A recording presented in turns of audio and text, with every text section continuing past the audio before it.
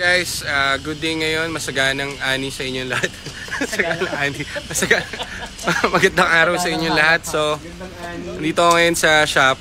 Balik. Et sino kumuha nito? Sila Sir Jim? Sila Sir Jim yung kumuha ng 20 ano to? 16 na EcoSport Black Edition. Pinuntahan nila ito nung nakaraan, parang last week.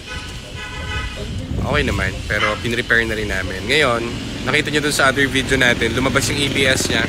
Kaya ini-stress test namin. So, pakita ko sa inyo. Grupo ng manya ko. So, ngayon, ito yung ABS nila. Nakakalas yun. Mahal yan. So, kapag yan inabutan sa kanila, mahal po ang ABS yan. Around 60k yata ang ganyan sa kasa. Tapos, ang pa-repair niyan siguro mga 25k sa atin. So, ito na yung ABS niya. So, ibang module na itong gamit natin. May stock pa kasi kami rito. So, kakabit na natin dun. So, checkin natin kung kasi na nakaraan, di ba, umilaw yung ABS niya. So, dapat yun wala. Dapat yun walang fault. So, kakabit na ngayon ni Joseph to.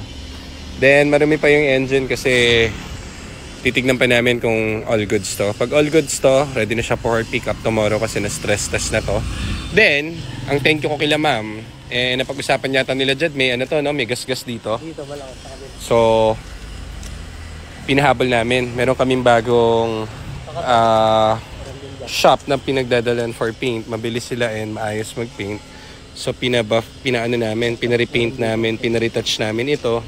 May gas-gas kasi dito, nakita naman nila, pero hanggang dito yun eh. So ngayon ang kinis na niya. Ganda na ng unit nila. Yan oh. Marumi lang kasi tinetest pa siya namin. So yan oh. Kinis na. So mag-iiba to kapag na-washing na to. Mas maganda. So sir, tomorrow pwede na ito. Tiwala naman kami dito sa ABS namin. So ayan, kakabit na ni Joselito yung ABS. Then, tatry natin kung mawawala ng ABS niya. Pag nawala yung ABS niya, stress test ulit tong unit. Alis kasi kami ngayon, so dadalhin ulit natin. Then, it's all good. Okay, meanwhile, nakuha natin ng isang araw. Pinapa-prepare na rin kasi sold na ba to? Kay Ma'am Shobe. Ha? Kay Ma'am Shobe. So, galing na to ng M7 ano. So, asan yung lumang shocks? Hindi nyo na kinuha? Sira na rin. So, ang pinalitan dito is the shock system. Shocks. Hindi natin makikita kasi yan eh. Ayun pala. So, yung mga maliliit na detalye na ganyan. So, kahit di nyo sabihin, alam na namin yan kung paano gagawin. Kaya huwag kayong mag-alala. Yung mga sa bumibili sa atin, it's all good. Kasi kahit di nyo yan sabihin, yung mga kailangan dyan, pinapapalitan talaga namin. Di nyo na kailangan i-inform kami dahil we do our best para all goods at pangmatagalan yung unit nyo. Kung makikita nyo dun sa mga vlog natin, di ba? Meron nga dun nakabili sa amin after 1 week. Kami ang hindi kontentado, pinabalik namin binaba namin yung engine. Meron din yung sila sir from, tika saan ba sila Sir Gray? Saan yun sila Sir Gray na Fiesta? Battleship Gray?